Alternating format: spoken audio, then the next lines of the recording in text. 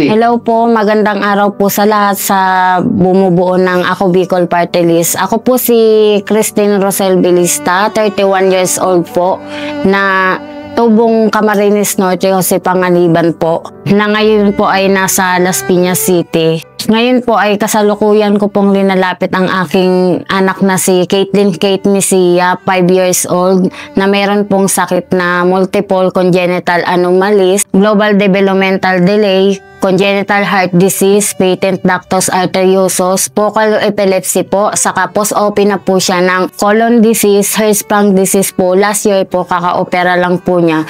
Ngayon po ay naglilikom po ako ng PAN para po sa PDA closure po niya. Subalit po, dapat kahapon po yung schedule po niya ng OR, kaso hindi po kami pinayagan na wala po kaming naipon na guarantee letter. 10,000 lang po kasi yung guarantee letter na meron po kami. Tapos wala po akong ibang malapitan. Kaya yung may nagsabi po sa akin na ako po ay magsadya sa Ako Bicol. Tapos may lumapit po sa akin habang ako po ay nakapila.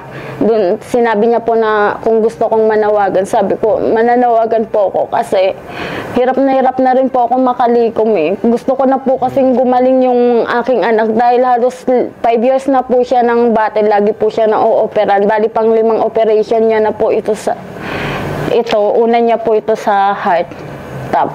Tapos wala po kaming malapitan na sa GL, kaya nagbabaka sakali po ako dito dahil nung for admission na po siya, nalaman po nila na 10,000 pa lang po yung guarantee letter namin. Kaya na-reschedule po kami ng September 15. Kung saan-saan po ako lumalapit. Pero ang sabi po nila, wala daw pong pondo. Tapos yung iba naman po, nalapitan ko na po kasi buwan-buwan po siya may procedure. Saka iba't ibang test po sa kanyang mga iba't ibang karamdaman. Kaya taos-puso po akong lumalapit sa Ako Bicol na...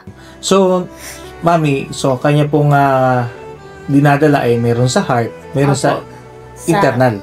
Opo. No, sa bituka, sa colon. So, yan po ba yung sa colon na ayos na po? Last year po, naoperahan po siya sa Mary Mediatrics sa Lipa, Batangas ng complete transanal endorectal puncture po sa colon.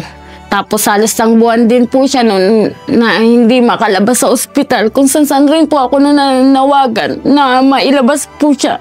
Kasi wala po talagang nakaano sa amin. Naiskaman pa po ako ng pera habang nakapila po ako sa DSWD. Kaya sobrang hirap na rin po ako. Ninais ko na rin na magpatiwakal na lang habang ako nandun sa... may DSWD kasi wala po talaga akong malapitan kahit ultimo ka mag-anak.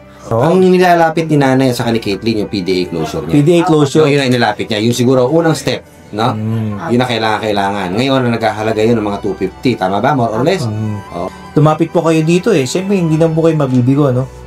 Partner, sasagutin na natin to. No? Itong PDA closure ni baby ni Caitlin, ha?